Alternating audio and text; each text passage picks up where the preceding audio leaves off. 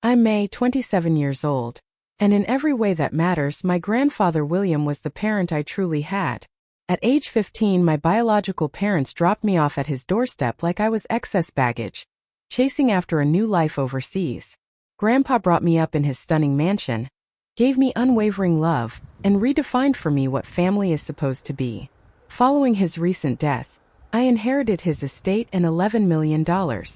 After 12 years of silence, out of nowhere, my parents showed up at the will reading, suddenly demanding guardianship of my inheritance.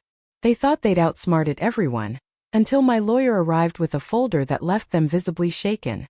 Tell me where you're watching from in the comments. If you believe real family is built on love, not blood, hit like and subscribe. Stick with me to see how justice found its way in the most unexpected fashion. Before my life fell apart at 15, I thought I was living in a picture-perfect world in our Connecticut suburb. My father, James, was an investment banker, always in expensive suits, insisting they were essential for his career. My mother, Diana, fancied herself an interior designer, though she seemed to spend more time shopping than working with any clients. From the outside, we embodied the ideal American family. Flawless lawn, luxury cars, and annual trips to exotic locations. My early childhood felt loving. Dad sometimes brought me to his office on weekends and let me twirl in his leather chair. Mom would bake cookies or help with school projects, though only when she felt like it. Those were the golden moments I desperately held onto, hoping they showed my parents' real selves. But in hindsight, I can now see the red flags I was too young to read. Their obsession with possessions, discomfort around less wealthy relatives, dismissive remarks about those with less, and their endless status competition with our neighbors. Our house overflowed with stuff but was starved for genuine connection. Family dinners became scarce as I got older. Mom and Dad's conversations revolved increasingly around investments and renovations, rarely about my life. I grew self-reliant, cooking my own meals, handling schoolwork solo. I convinced myself this was normal, that all parents were just busy. Then the 2008 financial crash hit and everything changed. Dad grew short-tempered, glued to his computer, haunted. Mom started drinking during the day, went on wild spending binges one day, then panicked about money the next. The air at home turned thick with tension. I overheard late-night arguments littered with huge numbers, bankruptcy, and foreclosure. Mom would cry that her friends could never find out, that she'd rather die than lose her social position. Neither of them seemed to remember I existed. I became a ghost at home, moving quietly to avoid their fights or anger. School became my only sanctuary. Desperate, Dad tried every financial trick he could. He borrowed from friends until they stopped answering his calls. He refinanced the house to the max, even took loans from people Mom called not the kind you want to owe, all to keep up the illusion of success. Mom coped by swinging between shopping sprees and breakdowns. Her drinking and resentment of Dad both grew. She'd hurl blame at him as if their lifestyle was solely his job to maintain. Not once did they sit me down to say, "May, things are tough, but we'll get through this together." I was just another obligation in their crumbling world. The day that divided my life into before and after started like any other. I went to school, chatted with friends who had no idea my home life was falling apart. When I got home, I found packed suitcases and my parents in a manic, almost gleeful mood. Mom was better dressed than I'd seen her in months. Dad looked grim and kept glancing at his watch. When I asked what was going on, Dad gave me a rehearsed speech I'll never forget. "We've decided to start fresh in Europe. We have contacts in London. A chance to rebuild." I waited for details, what school I'd attend, when we'd leave, but none came. The silence stretched, and suddenly I realized the truth. "You're not taking me with you," I whispered. Mom looked away. Dad cleared his throat and said, "You'll stay with your grandfather. He can give you stability while we get back on our feet." Even then I knew it was a lie, their averted eyes, the lack of a plane ticket for me. That afternoon, they drove me to Grandpa William's estate. I sat in the back with a hastily packed bag, not even allowed to say goodbye to friends. Grandpa opened his door to see his son and daughter-in-law dumping their daughter like a stray animal. The shock and then fury on his face are burned into my memory. Dad tried to spin it as a grand opportunity and stability, but Grandpa cut him off. "You're abandoning your child," he said flatly. Mom flinched. Dad mumbled about difficult choices. Grandpa just opened his arms and I collapsed, tears flooding out. My parents left quickly. Mom gave me a perfunctory hug laced with expensive perfume. Dad patted my shoulder, muttered a vague promise to call, and drove off. That was the last time I saw them for 12 years. Grandpa William was nothing like them. While my parents valued status and appearances, he cared about substance and character. He'd built his fortune from scratch, starting a tech company in the early personal computing days, growing it through innovation and ethics. His mansion sat on 20 acres of woods and gardens he tended himself, despite being able to hire help. The house was elegant but lived in, filled with books and art he genuinely enjoyed. That first night, Grandpa didn't force conversation or offer hollow comfort. He showed me to a beautiful guest room that became mine, ordered my favorite pizza without even asking, and just sat with me in quiet compassion. In those early weeks I barely spoke. I moved through life in a daze, going to school, doing homework, staring at my silent phone. Grandpa never pressured me. He just made sure I had what I needed and knew his home was mine for as long as I wanted. I tried calling my parents at first. Most calls went unanswered. When they did pick up, the conversations were short and distracted. They were always about to head into a meeting, or just sitting down with investors, promising to call back and then vanishing for weeks. The rare emails were all about their new adventures, barely a word about my life, and never plans to reunite. No mention of birthdays, holidays, or missed milestones. Just requests for Grandpa to wire money for the latest emergency. The abandonment was total, even if they refused to call it that. Hope for their return faded slowly. Meanwhile, Grandpa became my anchor. He never badmouthed my parents, knowing it would only hurt more. But he showed through actions that what they'd done was not okay. He became my legal guardian. My parents didn't protest, just signed whatever was emailed. As weeks turned to months, Grandpa and I created routines that slowly healed me. Weekend mornings in the garden were our time. He taught me the names of plants, how to nurture them, the patience needed for something to grow. It was a metaphor for my own recovery, though I didn't see it then. At night, we'd stargaze from the terrace, Grandpa weaving stories about constellations and their mythology, connecting them to lessons about life and business. His library became my refuge. Unlike my parents' decorative coffee table books, Grandpa's shelves were filled with well-loved volumes. He noticed which books I liked and would leave new ones on my desk. Through stories, we found ways to talk about emotions indirectly. Slowly, I emerged from my shell. I started joining Grandpa for dinner, sharing stories from school, sometimes even laughing at his gentle jokes. About 6 months in, Grandpa suggested I redecorate my room to make it truly my own, not just a guest space. The project was healing, a way to claim this as home, not a waiting room for parents who might never return. As the school year progressed, I threw myself into academics. Grandpa celebrated every achievement with real pride, attending every event, helping with tough subjects, or hiring tutors, reminding me that asking for help is strength, not weakness. Another major difference from my parents, who prized the image of effortless perfection.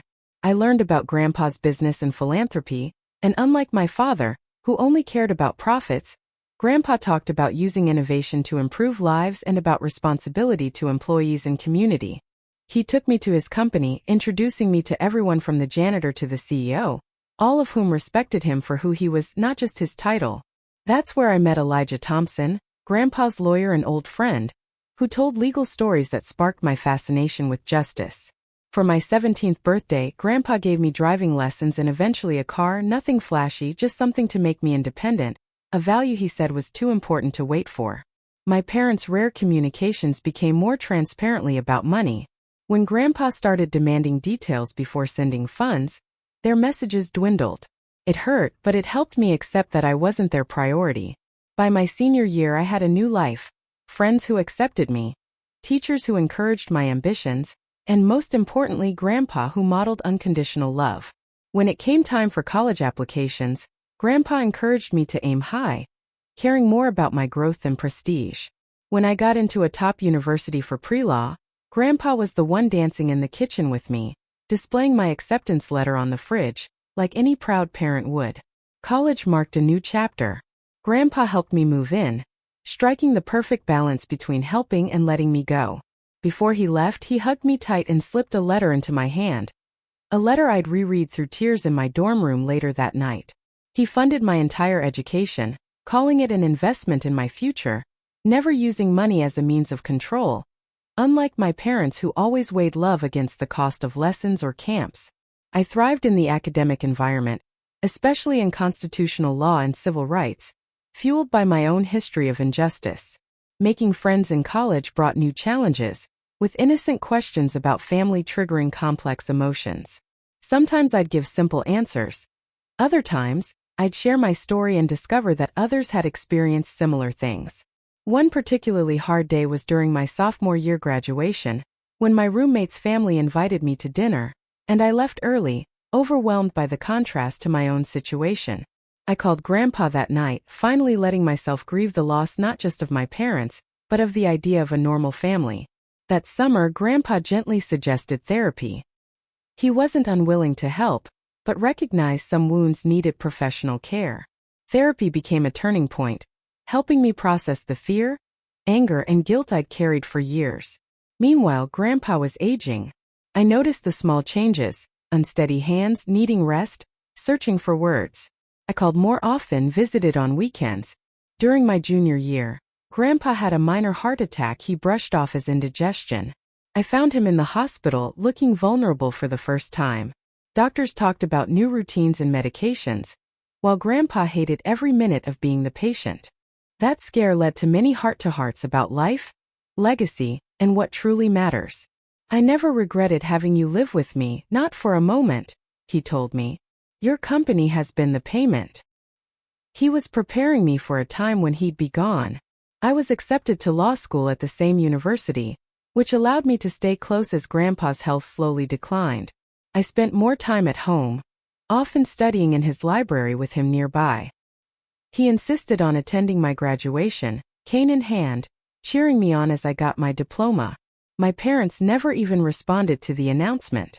That summer, Grandpa met frequently with Elijah, and though I suspected estate planning, I respected his privacy. As law school began, Grandpa's health worsened. A small stroke left him partially paralyzed, and I arranged to study remotely so I could care for him. This time together, difficult as it was, became a final gift. He shared stories of his early business days, his marriage to Grandma Elizabeth, his complicated relationship with my father. He wanted his hard-earned lessons to guide me after he was gone. One night, as I helped him to bed, he gripped my hand. "Because of you, I've had a better-than-good life. I need to know you'll be all right." Through tears, I promised him I would. He passed away quietly on a crisp autumn morning, his hand in mine as I read to him from his favorite book. The days after were a blur. Elijah handled legal matters. I chose flowers and readings for the funeral, wrote a eulogy that couldn't begin to capture what Grandpa meant to me. The funeral was packed.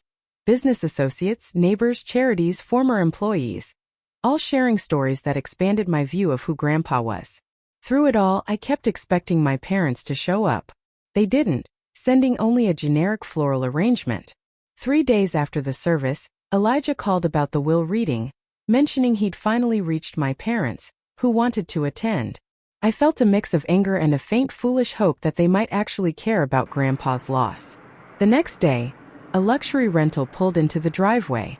My parents, 12 years older but unmistakable, looked well-groomed but strained. Their greetings were insincere, their hugs perfumed and hollow. Inside, they eyed the mansion and its contents like appraisers. Dinner was excruciating as they tried to rewrite history, claiming their difficult decision to leave me was for my benefit, that they'd always planned to come back for me. "Have you been happy here, sweetheart?" Mom asked, reaching for my hand. I replied. Grandpa was an extraordinary parent. Dad flinched at the word parent, but quickly recovered. That night, I overheard them whispering about the will, confirming their real motivation. By morning, I was ready for whatever came next. At Elijah's office, my parents tried to present a united front. As the reading began, their anticipation was obvious. They expected to benefit from Grandpa's estate, not realizing it was worth more than they thought. Elijah read, "To my granddaughter May, I leave my entire estate, including all financial assets, real estate, and business interests." My parents' faces went from expectant to panicked. "There must be some mistake," my father protested. Elijah calmly continued. May has been not just my granddaughter, but my legally adopted daughter since 2010, after her biological parents abandoned her. My mother gasped. My father stood, denying the abandonment. Elijah produced the paperwork, court documents, certified mail receipts, emails, all showing their consent and failure to contest the adoption. My parents were stunned, faces drained of color. Dad tried another angle, claiming the inheritance should be managed by them until I was more mature. I finally spoke. I'm 27 and in my second year of law school. I can manage my own affairs. Elijah added that their parental rights had ended over a decade ago. My father accused Elijah of elder manipulation.